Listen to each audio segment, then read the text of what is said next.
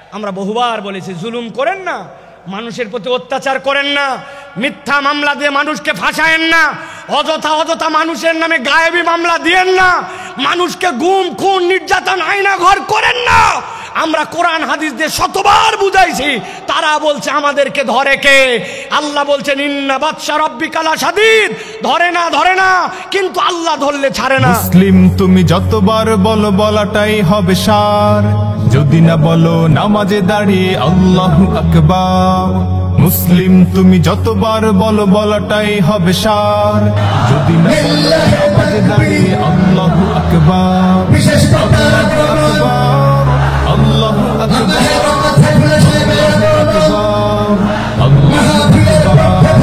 আল্লাহু আকবার,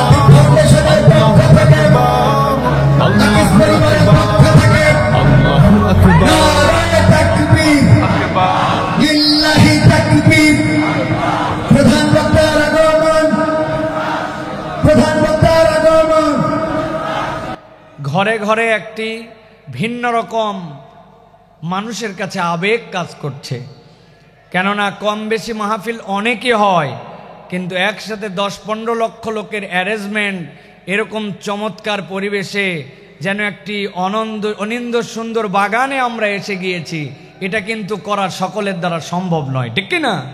বিগত সময়গুলো আমাদের সামনে পেরিয়ে গেছে, যেই সময়গুলোতে এরকম আয়োজন করার ব্যক্তিরা ছিলেন, কিন্তু এরকম আয়োজন আমাদেরকে করতে দেওয়া হয় নাই, ঠিক কি না? একটু আপনাদের মোবাইলের লাইট আছে?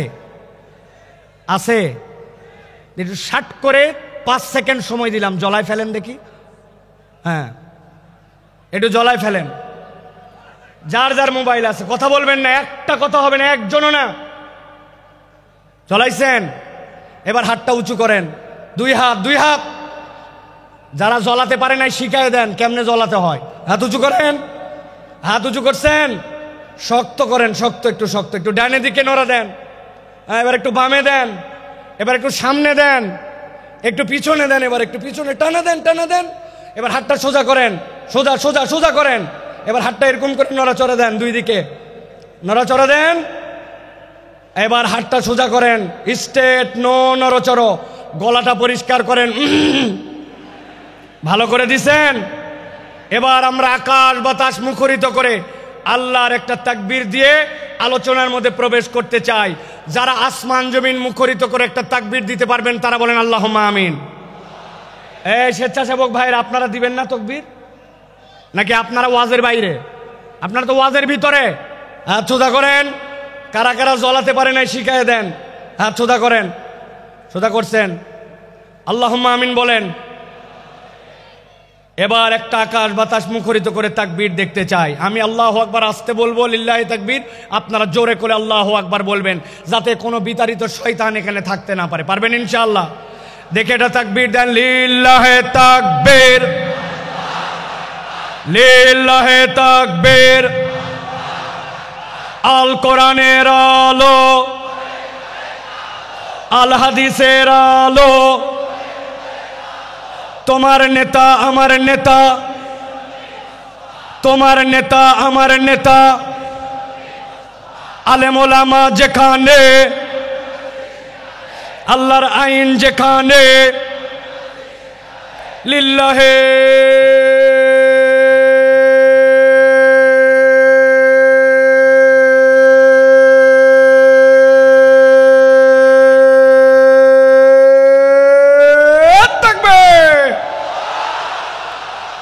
আলহামদুলিল্লাহ। হাত নামান, চুপ করে বসে যান, একটার কোনো কথা হবে না। আমরা বহুবার বলেছি, জুলুম করেন না, মানুষের প্রতি অত্যাচার করেন না, মিথ্যা মামলা দিয়ে মানুষকে ফাঁসায়েন না, অযথা মানুষের নামে গায়েবী মামলা দিয়েন না, মানুষকে গুম খুন নির্যাতন আয়না ঘর করেন না। আমরা কোরআন হাদিস দিয়ে শতবার বুঝাইছি, তারা বলছে আমাদেরকে ধরে কে? আল্লাহ বলছেন ইন্না বাতশা রাব্বিকা লাশাদীদ, ধরে না, কিন্তু আল্লাহ ধরলে ছাড়ে না। সাবধান করা আমাদের দায়িত্ব। যদি না মানি, আল্লাহ বান্দার সাথে কি করবেন এটা আল্লাহর ফয়সালা, ঠিক কি না? চোখের সামনে সব প্রমাণ। আপনি তারপরে প্রমাণ খুঁজে পান না। যাদেরকে আপনি অপমান করে অপদস্থ করে দেশ থেকে বের হতে বাধ্য করেছিলেন, যাদেরকে মিথ্যা মামলা দিয়ে অন্যায় করে জাতির সামনে লাম্পট্য চরিত্রের অপবাদ দিয়ে ভিতরে ঢুকিয়েছিলেন, আল্লাহ তাদেরকে এমন সম্মানিত করেছেন, তারা আজকে মঞ্চে বক্তব্য দেয়, তাদের কথা শোনার জন্য লক্ষ মানুষ আসে। আর যারা বাধা দিয়েছিল, অন্যায় করেছিল, তাদেরকে খুঁজে পাওয়া যায় না। ঠিক না?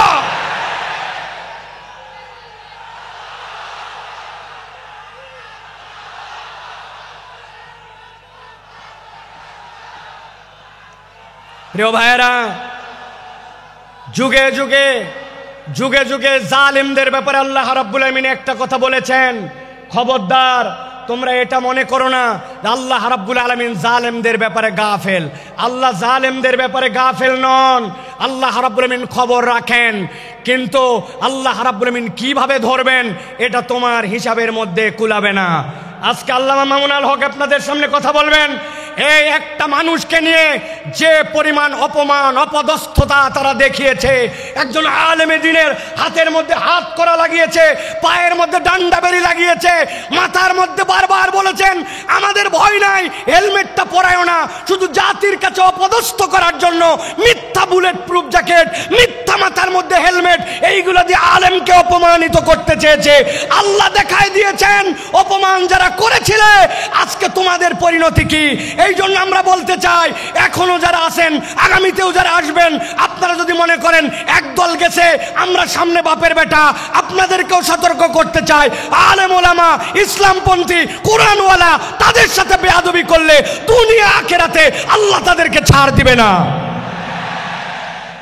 সাবধান হয়ে চলবেন, সাবধান হয়ে চলবেন। এটা আমাদের কথা নয়, আল্লাহ রাব্বুল আলামিনের কথা।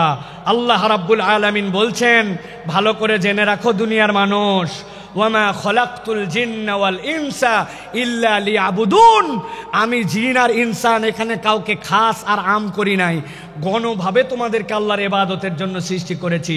অতএব তুমি যদি আল্লাহর আবদ হও, সেটা যেখানেই হোক না কেন, আল্লাহর উবুদিয়্যাতের মধ্যে ঢুকতে পারলে নিষ্কৃতির পথ আছে। আল্লাহর উবুদিয়্যাতের মধ্যে ঢুকতে না পারলে বাঁচার দ্বিতীয় কোনো রাস্তা নাই। আল্লাহ রাব্বুল আলামিন আমাদেরকে যেন এই কথাগুলি বোঝার তৌফিক দান করেন, বলেন আল্লাহুম্মা আমিন। প্রিয় ভাইরা, আমি মূল আলোচনার মধ্যে প্রবেশ করব, তবে তার আগে এতক্ষণ যেটি বললাম এটা আমার নিজস্ব চিন্তা চেতনায় আমি খেয়াল করে দেখেছি। আমাদের যে মাহফিলগুলো হয়, এই মাহফিলগুলোতে আমাদের যারা শ্রোতারা আসেন তারা একটু এলোমেলো বাউন্ডারিহীন আসেন। কি শুনলাম আর কি শুনবো, খানিকক্ষণ আসলাম, স্লোগান দিলাম, তকবির দিলাম, হই হই করলাম, চলে গেলাম। এই মাহফিল বড় মাহফিল, লোক দেখানোর মাহফিল করে লাভ নাই। এই জন্য আমি চিন্তা করি যেখানেই যাই আগে অন্তত একটু আইল দেই, আইল বাঁধা। আইল চেনেন আপনারা? ভাই আইল যদি না থাকে পানি বাঁধবে? কথা বললেন না, পানি বাঁধবে? আসলে আমাদের থেকে অনেক ডিস্টেন্স হয়ে গেছে আপনাদের, তাই না ভাই? একটু দূরে চলে গেছেন আপনারা। প্রিয় ভাইয়েরা, আল যদি না থাকে তাহলে পানি যেরকম বাঁধে না, তো আমাদের জীবনে আমি যে কথাটা শুনবো এই কথাটার আগে একটা আল লাগবে, যে আমি কেন এই কথাটা শুনতেছি, এই কথাটা আমার শোনা কেন জরুরি। আমি তো আল্লাহ রাব্বুল আলামিনের পূর্ণ ইতাআতে ঢুকতে চাই, কিন্তু আমার জীবন ভর এমন অপরাধ, এমন ভুলভ্রান্তি যে আমি কোনো লাইন খুঁজে পাই না, আমি কোন লাইনে যাব। তো ওই লাইনটা বোঝানোর আগে আমি একটু আইল দিলাম। এখন আপনাদের সহযোগিতা নিয়ে আমরা সরাসরি একটু তাফসীরের মধ্যে প্রবেশ করতে চাই। আপনারা প্রবেশ করতে চান? এখন আমরা বিতাড়িত শয়তান থেকে আশ্রয় প্রার্থনা করে সরাসরি কোরআনুল কারীমের মধ্যে প্রবেশ করব। দাঁড়ায় বসে, মহিলা প্যান্ডেলে, ছেলেদের প্যান্ডেলে, স্টেজে, এলইডি মনিটরের সামনে, ভিতরে বাহিরে, দেশে বিদেশে, কাছে দূরে, বাংলাদেশে লাইভে, নন লাইভে, যে যেখান থেকে দেখতেছেন সকলে একসাথে সমস্বরে আমার সাথে পড়েন, আউযু বিল্লাহি মিনাশ শাইতানির রাজীম, বিসমিল্লাহির রাহমানির রাহিম। في جنات وعيون ادخلوها بسلام آمنين। আমার আল্লাহ রাব্বুল আলামিন কিয়ামত পর্যন্ত আগত মানুষের কাছে বার্তা পৌঁছায় দিচ্ছেন। আল্লাহ রাব্বুল আলামিন বলছেন, ইন্নাল মুত্তাকিনা ফি জান্নাতিন ওয়া উয়ুন, নিশ্চয় আমি রব তোমাদেরকে জানায় রাখলাম, যারা মুত্তাকি হবে, আল্লাহর কাছে যারা মুত্তাকি হিসাবে একবার বিবেচিত হয়ে যাবে, আমি রব তাদেরকে বলছি ফি জান্নাতিন ওয়া উয়ুন, তারা উদ্যান এবং নহরমালা ঝর্ণামালার মধ্যে তারা থাকবে। জিজ্ঞাসা হচ্ছে আল্লাহ রাব্বুল আলামিন এখানে মুত্তাকি দ্বারা কি বুঝান? মুত্তাকির অনেক সংজ্ঞা আছে, আমি কেবলমাত্র ছোট্ট দুইটা জিনিস আপনাকে সারা জীবনের জন্য মাথার মধ্যে ঢুকাই দিতে চাই।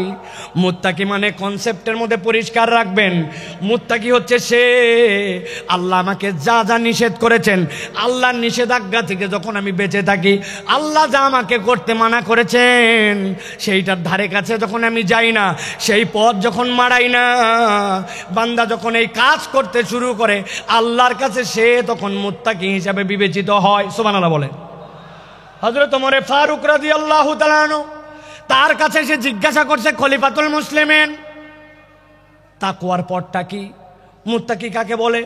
ছোট্ট কথায় হযরত ওমর ফারুক বলেছেন, তুমি কি কখনো এমন গিরিপথ দিয়ে চলেছো, পাহাড়ের মাঝ দিয়ে এক পাহাড় তার এক পাহাড় যাওয়া লাগবে, আবার ওই পথটার মধ্যে অনেক কাঁটার গাছ আছে, চলেছি, ওই রাস্তায় তুমি কেমনে চলেছো আমাকে একটু দেখাও।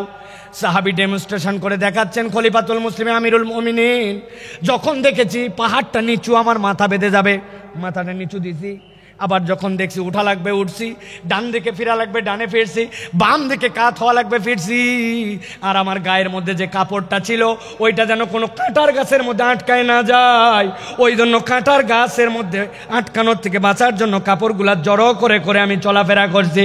হযরত ওমর ফারুক বলছেন, তুমি তো তাকওয়া বুঝেই ফেলছো, তাকওয়ার পথ তো এইটাই, হালাল হারামের সংমিশ্রণ আছে, আল্লাহর নিষেধাজ্ঞা আছে, অনেক কঠিন, কিন্তু তোমাকে যেহেতু বেরিয়ে যেতে হবে, তুমি বিবেচনা করে করে যখন চলো, এইটাই তোমার জন্য তাকওয়ার পথ।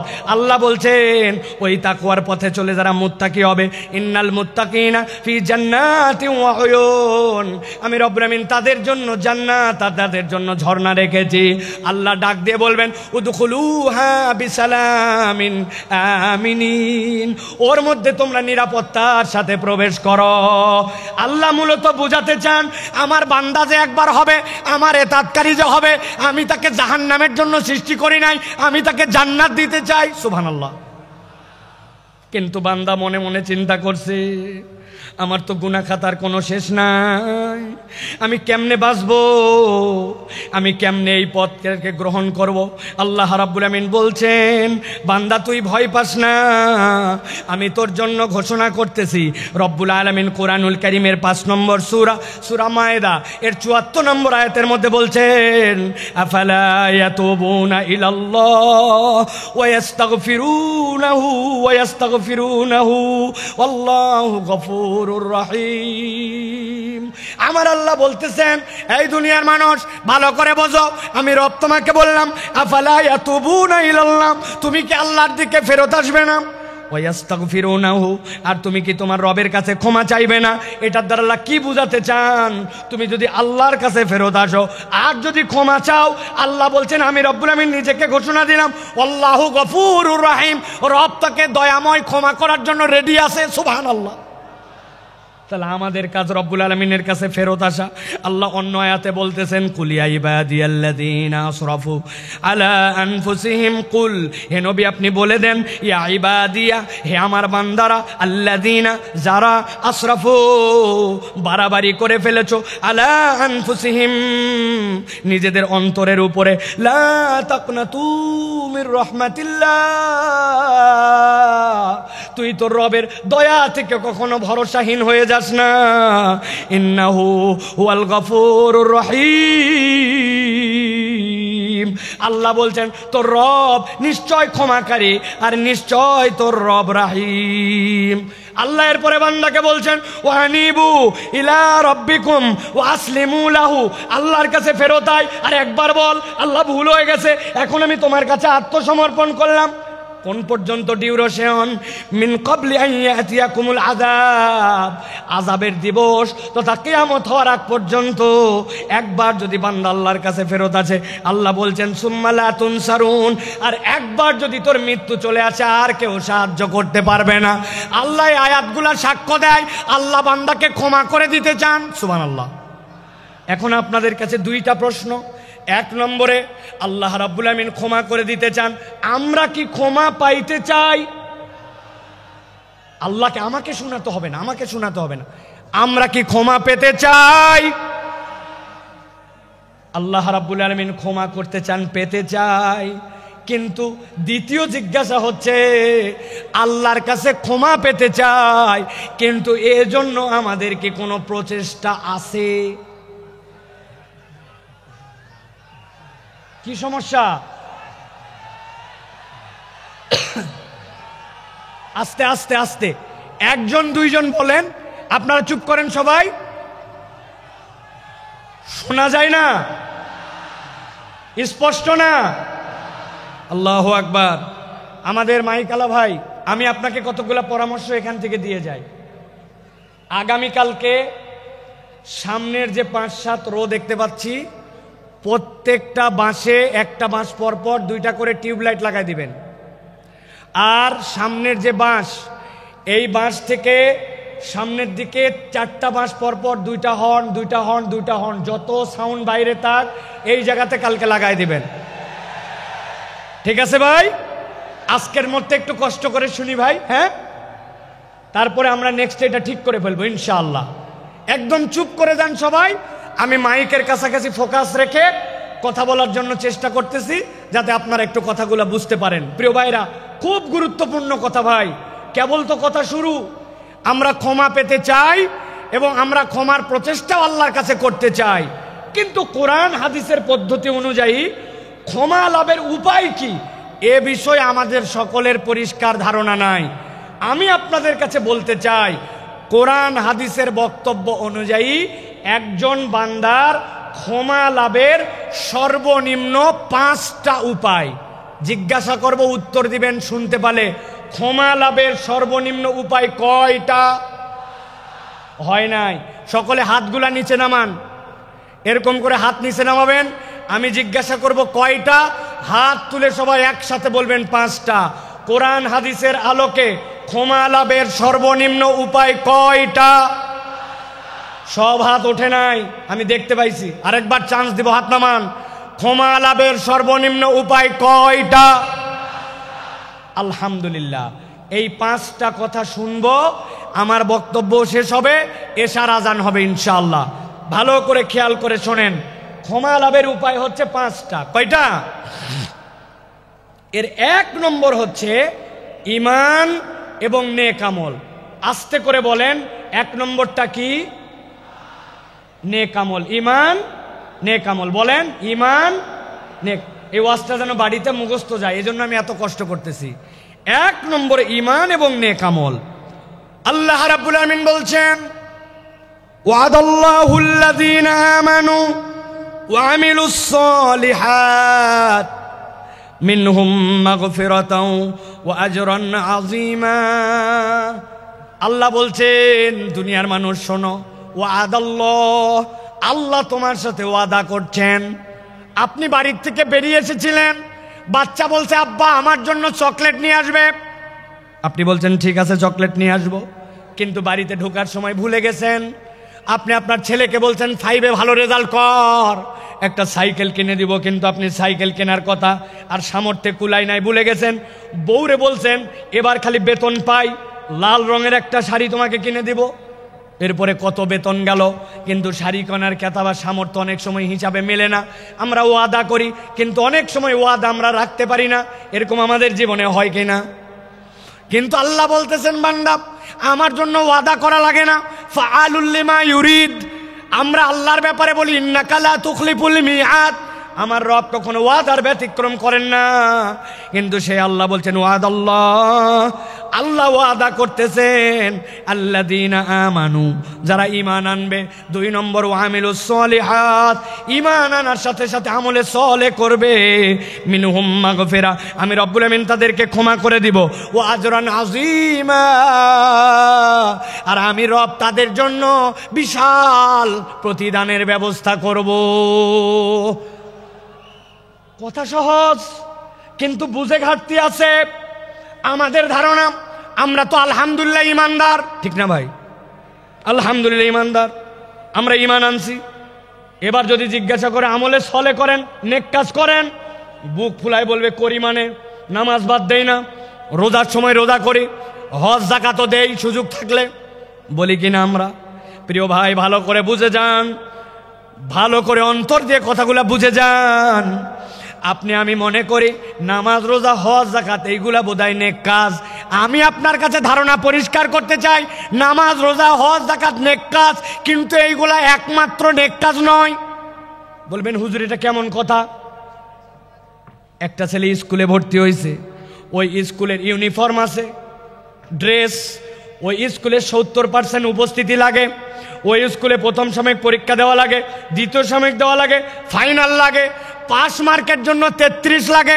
এইটা যদি না হয় তাহলে ওই ছেলেকে ওই স্কুলের মধ্যে রাখে না।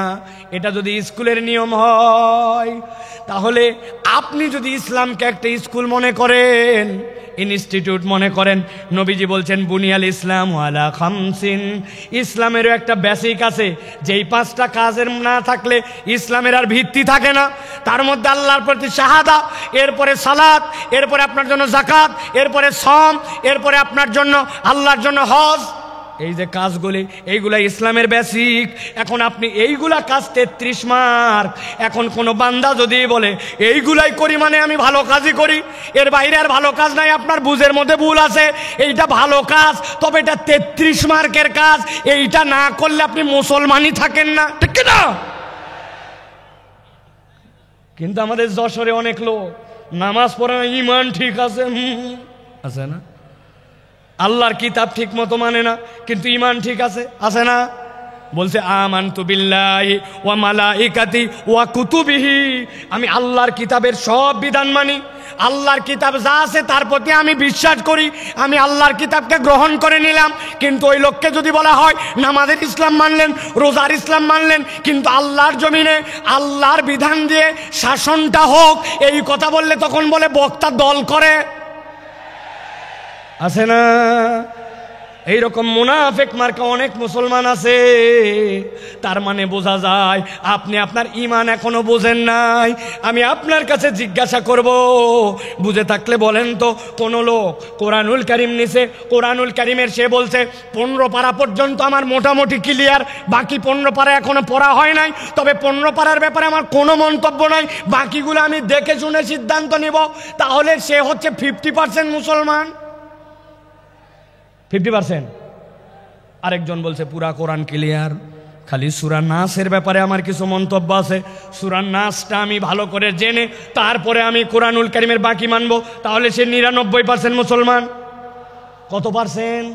0 কোরআনের একটা অক্ষরও যদি আপনি অস্বীকার করেন, আপনি 0% মুসলমান, ঠিক না? আপনি না বলছিলেন আমানতু বিল্লাহি ওয়া মালাইকাতি ওয়া কুতুবিহি, আমি আল্লাহর প্রতি ঈমান আনি, রসুলের প্রতি, কিতাবের মধ্যে যা কিছু আছে সবগুলার উপর, তাহলে আপনার কি ঈমান আনা হয়েছে? কথা বললেন না, হয়েছে? বাঁচার উপায় কি? আমি একটা বাঁচার উপায় বের করছি, যদি আপনারা জানতে চান তাহলে বলে দিব, বলবো, তবে শর্ত আছে। ফিরি ফিরি বলা যাবে না, যাওয়ার আগে আমার সাথে দেখা করে 50 টাকা করে হাদিয়া দেওয়া লাগবে। রাজি আপনারা?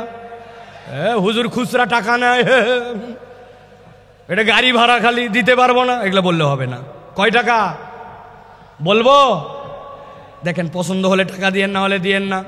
এখন থেকে আমরা সিস্টেম করে আল্লাহর কাছে আগেই বলে যাব, আমরা এখন থেকে কালেমাটা একটু সিস্টেম করে বলবো, আমানতু বিল্লাহি ওয়া মালাইকাতিহি ওয়া কিছু কিছু কুতুবিহি অথবা বলবো আমানতু বিল্লাহি ওয়া মালাইকাতিহি ওয়া যদ্দুর বুঝি তদ্দুর কুতুবিহি। তাই তো ফেরেশতা যায় কবরে ধরছে, ধরার পরে বলছে আমি আগেই বলে আসছি আমি 8 দিনের মাহফিলে বলছিলাম যদ্দুর বুঝি তদ্দুর কুতুবিহি, আন্দাজে আমাকে ধরলে হবে না। বাটাম কি একটাও মাটিতে পড়বে? এই জন্য ভালো করে বোঝেন, ইসলামের বেসিক আপনাকে মেনে নিতে হবে, ওইটা আপনার জন্য ঈমান। তাহলে আমলে সলে কি? আল্লাহ তো ক্ষমা করতে চান। আল্লাহ রাব্বুল আলামিন আমলে সলে নবীকে দিয়ে শিখিয়ে দিয়েছেন। আপনি আপনার জীবনে কিছু কিছু নেক কাজ করতে শুরু করেন। নবীজি বলছেন লিল মুমিনি আলাল মুমিনি সিত্তু খিসাল, একজন মুমিনের জন্য আরেকজন মুমিনের নিম্নতম 6টা দায়িত্ব আছে, আপনি এগুলা পালন করেন। আপনি মসজিদে ঢুকছেন, 5 মিনিট হাতে সময় আছে, অযথায় বসবো না, 2টা রাকাত তাহিয়াতুল মসজিদ পড়ি, 2টা রাকাত দুখুলুল মসজিদ পড়ি, তারপরে বসবো। 2 রাকাত সময় 2 মিনিট সময় আছে, সুবহানাল্লাহি বিহামদিহি সুবহানাল্লাহিল আযীম পড়ি, ধান লাগাচ্ছি, আস্তাগফিরুল্লাহ আস্তাগফিরুল্লাহ আস্তাগফিরুল্লাহ। সারাদিনে নিয়ত করছি 100 বার অন্তত দরুদ শরীফ পড়ে ফেলবো। আপনি আপনার আমলগুলা যখন এরকম করে বাড়াতে শুরু করবেন, দেখা হলেই সবার আগে সালাম দিব, মানুষকে মসজিদে নেওয়ার জন্য চেষ্টা করব। অনেক মুরব্বী আছে, এই কথা আমি বহু জায়গায় বলছি, আপনার কারণে মসজিদে বাচ্চা কাচ্চা মুসল্লি আসে না। আপনারা মুরব্বীরা রাগ করেন না, আমি কিন্তু আমার সবচেয়ে বাংলাদেশের সিনিয়র মুরব্বী ভাই, ওই ভাইয়ের দাওয়াতে কিন্তু এখানে আসছি, ভাই বলি যদিও উনি আমার অনেক সিনিয়র। ভালো করে বোঝেন, মুরব্বীদের কারণে অনেক মুসল্লিরা আসে না। বাচ্চা কাচ্চা মসজিদে আসে, একটু হাসাহাসি করে না ভাই, একটু কথাবার্তা বলছে, মুরব্বীর গেছে একবারে মাথা গরম হয়ে চিন্তা করছে কোন বেটায় এত বড় হাসলো, আমি তাকে দেখাবো। এই সকল ভাবতেছে আর চিন্তা করছে, খালি নামাজ শেষ হোক দেখাচ্ছি। আসসালামু আলাইকুম ওয়া রাহমাতুল্লাহ, আসসালামু আলাইকুম ওয়া রাহমাতুল্লাহ। আছে না এমন ঝাঁকি মারছে, ওই বাচ্চা মসজিদ থেকে বাড়াইছে, ওই বাচ্চার মসজিদে আসে না, ঠিক কিনা? এই মুরব্বী যারা আছেন, কার কার পকেটে চকলেট আছে বার করেন, কার পকেটে আছে দেখি একটু। বলে হুজুর চকলেট কেন লাগবে? আপনি ওই বাচ্চাকে ডাক দিয়ে বলছেন দাদু হাসে না মসজিদের মধ্যে, আয় এদিকায়, এই চকলেটটা নিয়ে পরের ওয়াক্ততে কিন্তু হাসবি না দাদু, কিন্তু মসজিদে কিন্তু আসবি। পরের ওয়াক্তে আবার দেখা হয়েছে, হাসে নাই, দেখছেন, পাশে নিয়ে দাঁড় করে আরেকটা চকলেট বের করে দিয়েছেন। এক ছেলে কয়দিন চকলেট খায় পছন্দ করবে না? 2 দিন পরে 5 টাকার একটা কয়েন বের করে হাতে দিয়ে বলছেন দাদু একটা বিস্কুট কিনে খাস, তুই তো চমৎকার করে নামাজ পড়িস। আপনি ওই বাচ্চাটাকে নামাজে উৎসাহ দিয়েছেন, হঠাৎ করে একদিন আপনার মৃত্যুর ডাক এসে গেছে, কবরে চলে গেছেন। কিন্তু যেই বাচ্চাকে চকলেট দিয়ে আদর করে মসজিদ থেকে বের করেন নাই, মসজিদমুখী করছেন, 5 টাকার কয়েন দিয়া ওই ব্যক্তিকে আদর যত্ন করে মসজিদের মুসল্লি বানাই দিয়ে গেছেন আপনি কবরে।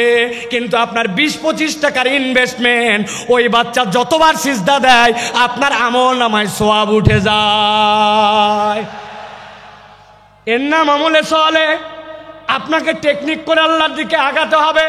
আল্লাহ বলছেন আমার বান্দা যদি আমানু আমিলুস সলিহাত মিনহুম মাগফিরা ওয়া আজরান আযীমা, আমার বান্দাকে আমি রব কেবল ক্ষমাই করব না, আমি বিশাল পুরস্কার দিয়ে দিব ঈমানের সাথে।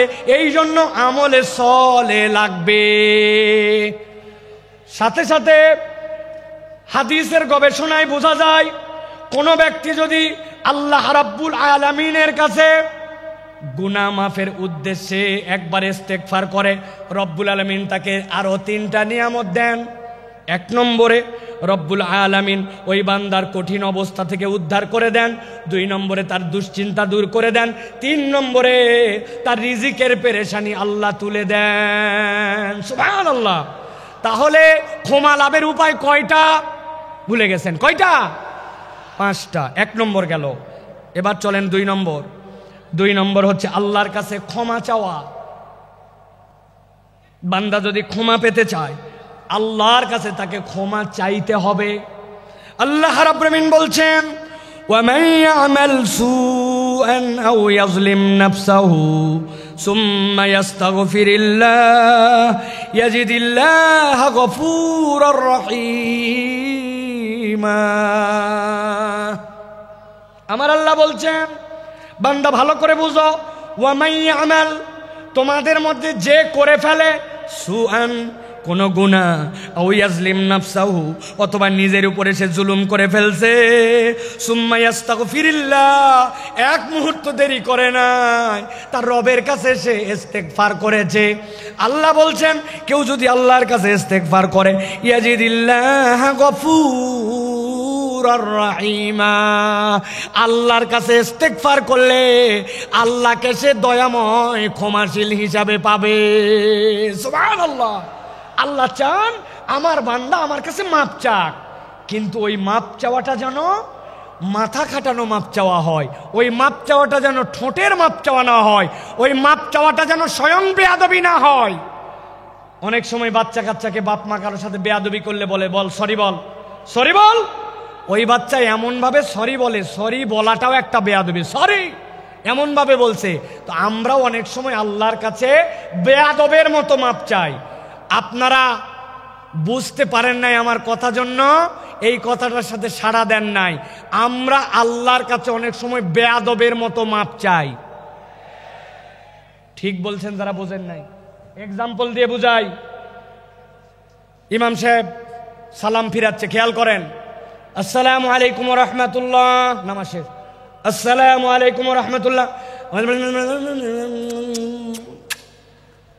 আছে আপনি কি বলছেন আল্লাহর কাছে আরেকটা বুঝাই এমপি সাহেবের কাছে গেছেন একটা চাকরি দরকার আপনার ছেলের জন্য সুন্দর করে যাই এমপি সাহেবের কাছে বলতেছেন মাননীয় এমপি সাহেব আপনার কাছে আসছি আমার ছেলের কাছে চাকরি দরকার জরুরি ভিত্তিতে আপনার অনেক ক্ষমতা আছে চাকরি দরকার মেহরবানি করে দ্রুত আমাকে চাকরি দেবেন আসসালামু আলাইকুম রাহমাতুল্লাহ এমপি সাহেব বলছে পাগলটা কোত্থেকে আসছে রে এটা আস্তা বেয়াদব কথা বললেন না অত দূর গেলাম না আমি হুজুরের কাছে আসছেন হুজুর আমার ছেলেটা অসুস্থ আমার ছেলের জন্য আপনি দোয়া করবেন মেহরবানি করে আসসালামু আলাইকুম রাহমাতুল্লাহ হুজুর বলবে কি রে পাগল না ছাগল রে আমার কাছে এত জোরে এসে দোয়া চাচ্ছে আপনি হুজুর আপনি এমপি সাহেব আপনি লোকের কাছে যদি এরকম করে চান তাইলে ওই লোক আপনাকে বেয়াদব বলে আর আল্লাহর কাছে আমার প্রয়োজন কিন্তু আমি এমন ভাবে আল্লাহর কাছে চাই 2টা মিনিট হাতের সময় নাই মনোযোগ দিয়া কায় মনোবাক্যে দিল লাগায়া আল্লাহর কাছে সিজদায় পড়ে 5 মিনিট 10 মিনিট ধরে কেঁদে কেঁদে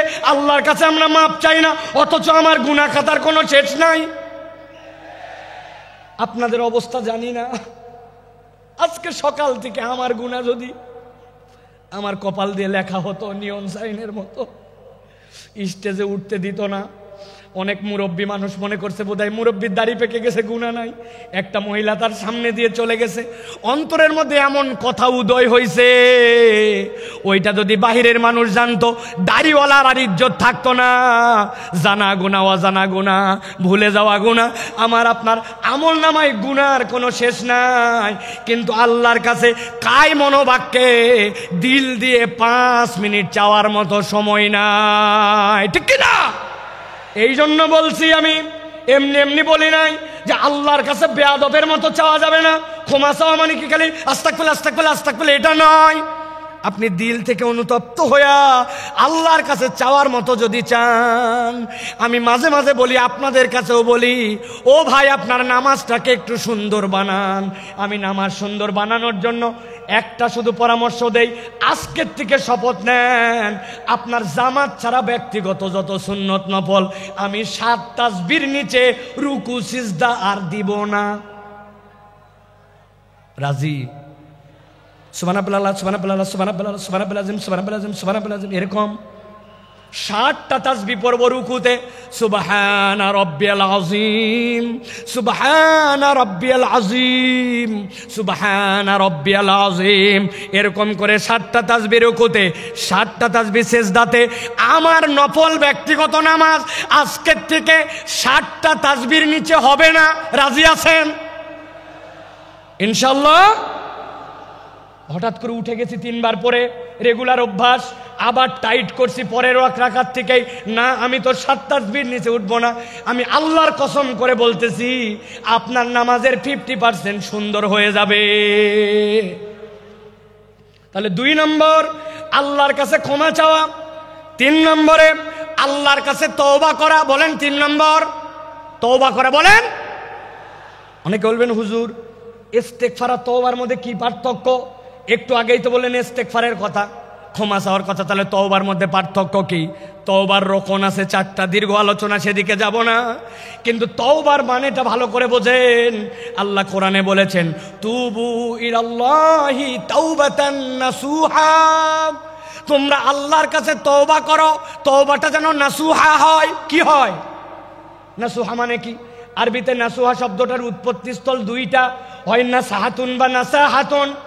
পেটের মধ্যে বাচ্চা, শাশুড়ি মা চিন্তা করছে আমার মেয়ের ডেলিভারি হবে, বাচ্চা কাচ্চার জন্য কাঁথা সেলাই করা লাগবে, এই ছিঁড়া লুঙ্গি, এই চাদর, অমুক কাপড়, এইগুলা জোড়া দিয়ে দিয়ে কাঁথা বানায়, ঠিক কিনা? ভালো করে মনে রাখবেন, নাসাহাতুন মানে ভাঙ্গা সম্পর্ক জোড়া লাগানো, আর নাসাহাতুন মানে ফেরত আসা। আল্লাহ বলছেন আমি আমার বান্দাকে দেখতে চাই অতীতের জন্য অনুতপ্ত, ভবিষ্যতে আর করবে না, আল্লাহর সাথে সম্পর্ক ছিন্ন হয়েছিল জোড়া লাগাবে আর আল্লাহর কাছে ফেরত আসবে। একবার যদি তুমি তওবা করতে পারো, আল্লাহ বলছেন আমি তোমার সব গুনাহ খাতা মাফ করে দিতে রেডি আছি। আল্লাহ কোরআনে বলছেন ওয়া হুয়াল্লাযী ইয়াকবালুত তাওবাতা আন ইবাদিহি ওয়া ইয়াফু আনিস সাইয়্যাত ওয়া ইয়ালামু মা তাফআলুন। আমার আল্লাহ বলছেন ওয়া হুয়াল্লাযী ইয়াকবালুত তাওবা, তিনি তো সেই রব যিনি তওবা কবুল করেন আন ইবাদিহি, তার না বান্দা এগুলা। আল্লাহ বলছেন ওই আফু আনিস সাইয়্যাত, আর তিনি তো তার দোষ ত্রুটিগুলা ক্ষমা করে দেন। ওই আলামু মা তাফআলুন। যুবক রে, মোবাইলে এমবি কিনে রাত্রে কি দেখেছো? বাহিরে জুব্বা টুপি লাগায়া ঘুরছো, মানুষ হুজুর হুজুর বলছে, কিন্তু নামাজের অবস্থা কি ছিল, আমলের অবস্থা কি ছিল, ভিতরের অবস্থা ছিল কেউ জানে না। আল্লাহ বলছেন মৃত্যুর খাটলি সকলের কাছে লেগে যাবে, কিন্তু আল্লাহ সব জানেন। আল্লাহ চান আমার বান্দাকে আমি ক্ষমা করে দেই, এই জন্য আল্লাহ বলছেন বান্দা যেন আল্লাহর সাথে ভাঙা সম্পর্ক জোড়া লাগায়, আর আল্লাহর কাছে যেন বান্দা ফেরত আসে। সুবহানাল্লাহ। ভাঙা সম্পর্ক জোড়া লাগায় তওবা করে করে যদি আল্লাহর কাছে ফেরত আসে, আল্লাহ কেমন পছন্দ করেন। নবীজি বলছেন এক লোক মরুভূমির পথে রওনা হয়েছে, উটের পিঠের মধ্যে তার খাবার, 7 দিনের রাস্তা ধরেন, অর্ধেক পেরিয়েছে। যেই না অর্ধেক রাস্তা পার হয়েছে, যাওয়ার পরে একটু গাছের নিচে ক্লান্তি আসছে, ঘুমায় গেছে। ঘুমায় যাওয়ার পরে ঘুম থেকে উঠেছে, উঠার পরে দেখে হায়রে আমার যে খাবার সব উঠ ছিল, উঠ নাই, উঠ পালায় গেছে। মরুভূমিতে যদি কারো উঠ পালায়, ওই উঠ আর ফেরত আসে না। ওই বান্দা জানে সামনে 3 দিন যে আগাবে এই তার ক্ষমতা নাই, মরুভূমি যে গরম, একদিনে শেষ হয়ে যাবে, পিছনে যে বাড়িতে ব্যাক করবে সেই সুযোগ নাই। ওই লোক তো ঘাবড়ায় গেছে, নিশ্চয় এখন নিশ্চিত আমার মৃত্যু। মৃত্যুর চিন্তায় ওই লোক আবার ঘুমায় গেছে। আল্লাহর নবী বলছেন এরপরে হঠাৎ করে সে উঠেছে, উঠার পরে দেখে উটটা আবার তার সামনে এসে হাজির হয়ে গেছে। ওই উট আর পালায় যায় নাই, খাদ্য নিয়ে তার সামনে দাঁড়ায়া উত্তেজিত হয়ে সে বলছে আয় আল্লাহ, আপনি আমার গোলাম আর আমি আপনার মাবুদ। যদিও কথাটা হাকিকি না, কিন্তু আনন্দে উত্তেজিত হয়ে বলছে। আসলে বলার কথা আল্লাহ আপনি আমার মাবুদ আর আমি গোলাম, কিন্তু উত্তেজনায় কথা ঘুরে গেছে। নবী বলছেন হারানো উট পেয়ে উটের মালিক যেরকম খুশি হয়, কোন বান্দা যদি 1000 ভুল করুক না কেন, একবার তওবা করে আল্লাহর কাছে ফেরত আসে, আল্লাহ এর থেকে অনেক বেশি খুশি হয়ে যায়। সুবহানাল্লাহি বিহামদি। এই জন্য প্রিয় ভাইরা, আল্লাহর কাছে তওবা করে আমাদেরকে ফেরত আসতে হবে। তাহলে 1 নম্বর ঈমান এবং নেক আমল, 2 নম্বর আল্লাহর কাছে ক্ষমা চাওয়া, 3 নম্বর তওবা করা, 4 নম্বর তাকওয়া অর্জন করা। কি করা? তাকওয়া অর্জন। আল্লাহ বলছেন ইন্নাল্লাযীনা ইয়াখশাউনা রাব্বাহুম বিল গায়ব লাহুম মাগফিরাতুন ওয়া আজরুন কাবীর, মাগফিরাতুন ওয়া আজরুন কাবীর। আল্লাহ বলছেন যারা আল্লাহকে ভয় করে, আল্লাহকে ভয় করে চলে, আল্লাহ ভয় করাটাই অটোমেটিক রব্বুল আলামিন বলছেন তার ক্ষমা প্রাপ্তির কারণ হয়। সুবহানাল্লাহ। আমরা বাংলাদেশ নিয়ে স্বপ্ন দেখি, বাংলাদেশ সোনার বাংলাদেশ হবে, বাংলাদেশ দুর্নীতিমুক্ত বাংলাদেশ হবে। এর জন্য দুর্নীতি দমন কমিশন এর জন্য সিসিটিভি, এর জন্য অনেক কিছু আমরা আয়োজন দেখলাম। কিন্তু জিজ্ঞাসা করতে চাই, এত আয়োজন করেও বাংলাদেশকে কি দুর্নীতি মুক্ত করা গেছে? দুর্নীতি মুক্ত তো হয় নাই, আরো দুর্নীতি বেড়েছে। আমি মজা করে বলি, দুর্নীতি দমন কমিশন একটা স্টেপ নিয়েছে, দুর্নীতিকে না বলুন। এই জন্য প্রত্যেক জেলা শহরে, প্রত্যেক ডিসি অফিসে সেমিনার হবে, বিভিন্ন জায়গায় ফেস্টুন লাগানো হবে, স্টিকার মারা হবে, দুর্নীতিকে না বলুন। এর জন্য বাজেট হয়েছে ধরেন 10 কোটি টাকা। আল্লাহর কি কাম, এই 10 কোটি টাকার 8.5 কোটি টাকা দুর্নীতি হয়েছে। আপনি না দুর্নীতিকে না বলবেন বলছেন, কিন্তু কোথায় দুর্নীতি দূর করতে পারলেন? সিসি ক্যামেরা লাগাইছেন, দুর্নীতি যায় নাই। আমি পাসপোর্ট অফিসে গেছিলাম, আমার পাসপোর্টের 6 মাসের নিচে মেয়াদ শেষ, অনেক আগের কথা। পাসপোর্টটা রিনিউ করতে হবে। পাসপোর্টে অফিসে যাওয়ার আগে আমাকে লোকজন বলছে প্রস্তুতি নিয়ে যায়েন। আমি চিন্তা করছি প্রস্তুতি মানে বোধহয় কলম কাগজ, তাই তো নাকি? জি না, প্রস্তুতি মানে মাল পানি, ঠিক কিনা? আমি এইগুলা নিয়ে গেছি। যাওয়ার পরে এখন পাসপোর্ট অফিসের দোতলায় আমাকে খালি ঘুরায়, অনেক ঘুরায়া টাকাও নেয় না, কাজও করে না, কি জ্বালা। অনেকক্ষণ পরে বলছে নিচে চলেন। দোতলার থেকে যখন আমাকে নিচে নিয়ে আসছে, নিচে আনার সময় একটা সিঁড়ি, মধ্যে একটা ল্যান্ডিং, এরপর আরেকটা সিঁড়ি। তো এক ধাপ সিঁড়ি পার করে মধ্যে যে জায়গা, ওই জায়গায় দাঁড় করায় বলছে টাকা ছাড়েন। আমি বললাম, ভাই তোমাকে এই টাকা দেওয়ার জন্য তো বহুতক্ষণ ধরে আমি ঘুরি, তুমি এতক্ষণ ঘুরাই এই জায়গায় এনে কেন টাকা চাও? বলে হুজুর তাহলে শোনেন, এই বিল্ডিংটি পুরাটা সিসি ক্যামেরা নিয়ন্ত্রিত। আমরা মনিটরে চেক করে দেখছি, পুরা বিল্ডিংয়ের সব জায়গাটা ভিডিওতে আসে, খালি এই জায়গাটা ধরে না। তো যেই জায়গাটা ধরে না ওই জায়গায় উনি টাকা খায়। তাহলে দুর্নীতি দূর করতে চান আর দেশকে সোনার বাংলা বানাতে চান, কখনো এটা সম্ভব নয় যদি না মানুষের দিলকে আল্লাহর ভয়ে ভীত করে একটা উন্নত চরিত্রের প্রজন্ম তৈরি করা না যায়, শিক্ষা সংস্কার করা যদি না যায়, এই প্রজন্মকে কখনো মানুষের মতো মানুষ এই বাংলাদেশকে সোনার বাংলাদেশ বানানো সম্ভব নয়। কিন্তু আমরা দেখেছি আমাদের শিক্ষা ব্যবস্থায় গাফলতি, নানান জায়গায় গাফলতি। এইগুলো আসলে কার কাছে আমরা বলবো আর কে যেন কথা শুনবে, এইরকম একটা অবস্থা হয়ে যাচ্ছে। এই জন্য আমরা স্পষ্ট কণ্ঠে বলতে চাই, বাংলাদেশকে যারা সোনার বাংলাদেশ বানাতে চান, আপনাদেরকে কোরআন হাদিসের শিক্ষায় এই জনগোষ্ঠীকে শিক্ষিত করতে হবে, এর কোনো বিকল্প নাই, ঠিক কিনা? আল্লাহ রাব্বুল আলামিন সর্বশেষ বলছেন 5 নম্বরে তোমাদের জন্য, যারা ক্ষমা পেতে চাও তোমাদের উপায়টা হচ্ছে 5 নম্বরে।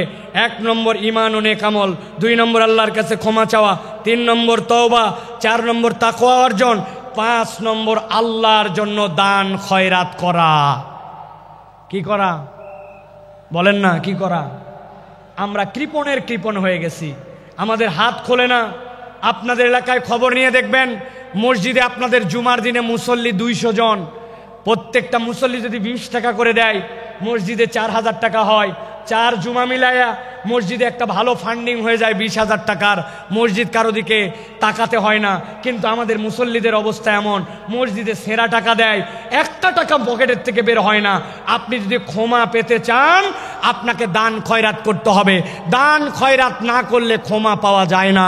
দান খয়রাত ক্ষমা প্রাপ্তির মাধ্যম। আমি ছোট্ট 2টা হাদিস বলে শেষ করে দিব। এক মহিলা নবীজির কাছে আসলো, আসার পরে নবীজির জন্য একটা বুর্দা নিয়ে আসলো। বুর্দা মানে এমন একটা চাদর, পাশ দিয়ে ঝালর লাগানো। মহিলাটা ইয়ামেন থেকে সেই চাদর নিয়ে আসছে। সাহাবীরা বলছে, নবী সাল্লাল্লাহু আলাইহি ওয়াসাল্লামের কাছে আসে যখন বলল, হাযা হাদিয়াতুল লাকা ইয়া রাসূলুল্লাহ, নবীজি এমন ভাবে হাত পেতে ওইটা নিলেন যেন কতই না তার প্রয়োজন। সম্মান জানায় নবীজি নিলেন। নেওয়ার পরে নবীজি গায়ে দিলেন। সাহাবায়ে কেরাম বলছেন, নবীজির গায়ে এত সুন্দর লাগছিল, এত সুন্দর ড্রেসে আমরা নবীকে খুব কমই দেখেছি। হঠাৎ করে একজন সাহাবী বলে, ইয়া রাসূলুল্লাহ, আপনার চাদরটা আমাকে দেন। নবীজির সাথে সাথে উঠে বাড়ির মধ্যে চলে গেলেন। সাহাবীরা বুঝলেন নবীজি পুরাতন চাদর পরে নতুন চাদরটা ওই সাহাবীকে দিয়ে দিবেন। সাহাবায়ে কেরাম ওই সাহাবীকে বললেন, তুমি এই কাজ করলে কেন? নবীজি দেখলে না কত সুন্দর লাগতেছিল, কত আগ্রহ করে নিলেন, তুমি কেন এখনই চাইলে? ওই সাহাবী বলতেছেন, ও আমার সাহাবীরা, চাদরের যে খুব বেশি আমার দরকার তাও না, কিন্তু আমি চেয়েছি, নবীজি চাদরটা গায়ে দিয়েছেন, আর কেউ গায়ে দেয় নাই, ওই চাদরটা দিয়ে যেন আমার দাফন কাফন হয়, এই জন্য আমি চাদরটা চাইছি। ঠিক ঠিক নবীজি বাড়ির থেকে বের হয়েছে, তার হাতে চাদরটা তুলে দিলেন। আল্লাহর নবীর কাছে কেউ চেয়েছে আর ফেরত গেছে এরকম কোনো প্রমাণ নাই। এক মহিলা নবীজির জন্য কয়টা খেজুর আর একটা শশা নিয়ে আসছে। যাদের শরীরে এনার্জি পান না, শরীর ভালো হয় না, পেটের অসুবিধা নানান কিছু, আপনি শশা আর খেজুর মিলায় খাবেন, আল্লাহ চাইলে আপনার শরীরকে আল্লাহ চাঙ্গা বানায় দিবেন। নবীজি পছন্দ করতেন, ওই মহিলা নিয়ে আসছে এটা। নবীজি এক বাটির খেজুর ঢেলে, শশাটা ঢেলে নিয়ে নবীর কাছে যতগুলা স্বর্ণালঙ্কার ছিল সবগুলা তুলে বাটির মধ্যে ভরছেন, ভরে তার কাছে তুলে দিছেন। ওই মহিলা তো ঘাবড়ায় গেছে, কয় খেজুর আর শশার বিনিময়ে আল্লাহ নবী এত কিছু দিয়ে দিলেন। নবীজি সর্বোচ্চটা দেখাই দিয়ে গেছেন, উম্মতের কাছ থেকে কেউ যেন ফেরত না যায়। সুবহানাল্লাহ। অতএব আপনি যদি আল্লাহর কাছে ক্ষমা পেতে চান, দান খয়রাত আপনাকে বাড়াতে হবে। হযরত আলী কাররামাল্লাহু ওয়াজহাহু, তার অভ্যাস ছিল, তিনি যদি আল্লাহর কাছে ইস্তেগফার আর তওবা করতেন, যতবার তওবা করতেন ততবার সাদাকা করতেন। নিয়ত করছি ফজরের নামাজ আর বাদ দিব না, কিন্তু বাদ হয়ে গেছে, তওবা করছে, আল্লাহ আগামী কালকে থেকে ঠিক করব, কিন্তু 100 টাকা পানিশমেন্ট দিয়ে দিছি। আল্লাহর কাছে বলছে আর মিথ্যা কথা বলবো না, আবার ফট করে একটা মিথ্যা বের হয়ে গেছে। নিয়ত করছি 2 রাকাত নামাজ পড়বো আর 100 টাকা দান খয়রাত করব, তওবাও করছি, সাদাকাও করছি। এটা আলী রাদিয়াল্লাহু তাআলা আনহুর চরিত্র ছিল। এই জন্য আল্লাহর কাছে যদি ক্ষমা পেতে চায়, মুসলমানের চরিত্র কৃপণ হবে না, মুসলমানের চরিত্র হবে হাত খোলা। সুবহানাল্লাহ। একটা ফকিরের অনুভূতি বলে আজকের কথা শেষ করব। এক মালদার লোক, তার কাছে এক ফকির গেছে, যে বলছে কিছু দেন। ওই লোক পকেটে হাত দিয়ে দেখে মানি ব্যাগ নাই, বুক পকেটেও টাকা নাই, বিব্রত হয়ে গেছে। আরে আমি তো মানি ব্যাগ ছাড়া জামা নিয়ে বের হয়েছি। ফকির ডাক দিছে, ডাক দিয়ে গায়ে হাত দিছে, পিঠে হাত দিয়ে বলছে, বাবারে সত্যিকার কথা, পকেটে টাকা একদম নিয়ে বের হই নাই, ভুলে গেছি টাকা আনতে, মানি ব্যাগ আনতে মনে নাই, এই জন্য তোকে দিতে পারলাম না। বাবারে এরপরে তুই চাইলে ইনশাল্লাহ তোকে দিব। এই কথা শুনে ওই ফকির দোয়া করতেছে ওই লোকের জন্য, আল্লাহ আপনাকে বারবার মানি ব্যাগ আর টাকা ছাড়া বের হওয়ার তৌফিক দান করুক। ওই লোক ঘাবড়ায় গেছে, কিরে আমার প্রতি কি রাগ করে এই কথা বললো নাকি, বদদোয়া করলো নাকি? যে কোনো একজন আজানের উত্তর দেন। আমার প্রতি রাগ করলো নাকি, বদদোয়া করলো নাকি? বলছে, বাবা তুই এই কথা বললি কেন, যে বারবার আপনি মানি ব্যাগ ছাড়া বের হন? ও বলতেছে, শোনেন, টাকা চাইলে তো কতকেই দেয়, ভালো মনে দেয়, খারাপ মনে দেয়, অনেক টাকা দেয়, কিন্তু আমরা যারা দরিদ্র মানুষ, হত দরিদ্র মানুষ, মানুষ আমাদের সাথে একটু সুন্দর করে কথা বলে না, কেউ একটু গায়ে হাত দিয়ে আদর করে কথা বলে না, টাকা চাইলে টাকাটা দেওয়ার সময় কেমন করে জানি দেয়। আমরা তো একটু ভালোবাসাও দাবি করি। তো আজকে আপনার পকেটে মানি ব্যাগ না থাকার কারণে যে গায়ে হাত দিয়া, মাথায় হাত দিয়ে আদর করে আপনি ভালোবাসা দিছেন, ওইটা আমার অনেক বেশি দরকার। এই জন্য দোয়া করছি, আপনি মানি ব্যাগহীন আসেন, তাহলে আমি আদরটা অন্তত পাবো। বুঝেন, সব সময় সব অভাবী মিসকিন কেবলমাত্র আপনার কাছে টাকা পয়সার ডিমান্ড করে না, ভালোবাসা চায়, সুন্দর কথা চায়, আদর চায়, স্নেহ চায়। এটাও আল্লাহর পক্ষ থেকে বড় একটা দান হিসাবে বিবেচিত হবে। অতএব আচরণ সুন্দর করি, দান সাদাকা করার চেষ্টা করি। ক্ষমা প্রাপ্তির এই 4টা গুণ। আর প্রথমে আপনাদের কাছে বলেছি, আল্লাহর কাছে ক্ষমা প্রাপ্তির তালিকায় ওঠার জন্য, হেদায়েতের রাস্তা পাওয়ার জন্য 2টা সিঁড়ি। এই 2টার সমন্বয় করে যদি আমরা চলি, মৃত্যু আর জান্নাতের মধ্যে আমাদের কোনো বাধা থাকবে না ইনশাআল্লাহ। আমরা তাহলে আল্লাহর কাছে এই কথাগুলি অনুযায়ী আমল করার চেষ্টা করব তো ইনশাআল্লাহ। ইনশাআল্লাহ আল্লাহ কবুল করবেন। আল্লাহুম্মা আমিন। হাযা মা ইনদি ওয়াল ইলমু ইনদাল্লাহ। সুবহানাকাল্লাহুম্মা বিহামদিকা আশহাদু আল্লা ইলাহা ইল্লা আনতা আস্তাগফিরুকা ওয়া আতুবু ইলাইক। ওয়াসসালামু আলাইকুম ওয়া রাহমাতুল্লাহি ওয়া বারাকাতুহু।